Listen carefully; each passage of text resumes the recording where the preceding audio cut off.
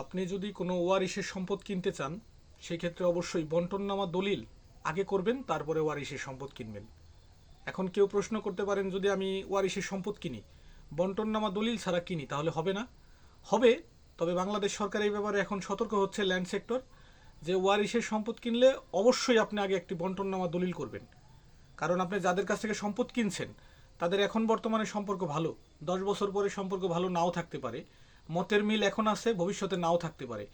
এজন্য যদি কেউ ওয়ারিশান সম্পদ কিনেন, একই সম্পদে 10 জন বা 5 জন মালিক মালিক থাকে 3 জন, তাহলে একটা বন্টননামা দলিল তাদের মাধ্যমে আগে হবে, বাটোয়ারা দলিল, যেটাকে ভদ্র ভাষায় বাটোয়ারা দলিল বলে। সেই বাটোয়ারা দলিল হওয়ার পরে সেই দলিলে উল্লেখ থাকবে সে কোন দিকে খাবে, চৌহদ্দিটা ক্লিয়ার থাকবে, তার মূল মালিকানা কতটুকু আছে সব A to Z ক্লিয়ার থাকবে, দেন আপনি জমিটা কিনবেন। এখন কেউ প্রশ্ন করেন, আমি যদি বন্টননামা দলিল ছাড়া কিনি তাহলে আমার জমি টিকবে না?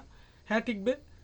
বিভিন্ন সময় আমাদের কাছে অনেক লোক ফোন করে, যেমন লাস্ট 3-4 দিন আগে একজন ভদ্রলোক ফোন করেছিলেন, জানতে চাইলেন যে আসলে আমার বাবা মা আমি একসাথে জমি কিনছি, তখন উল্লেখ ছিল না কে কোথায় খাবে, এখন আমার বাবা মা সামনে দাবি করে আমাকে পেছনে দেয়। দেখেন, আপন সন্তান এবং পিতামাতার মধ্যে একটা দ্বন্দ্ব এখন, কে আগে নিবে কে পরে নিবে। তো এই ক্ষেত্রে আপনারা জমি কেনার আগে বন্টননামা দলিল বা বাটোয়ারা দলিলটা আগে করবেন, এটা ম্যান্ডেটরি।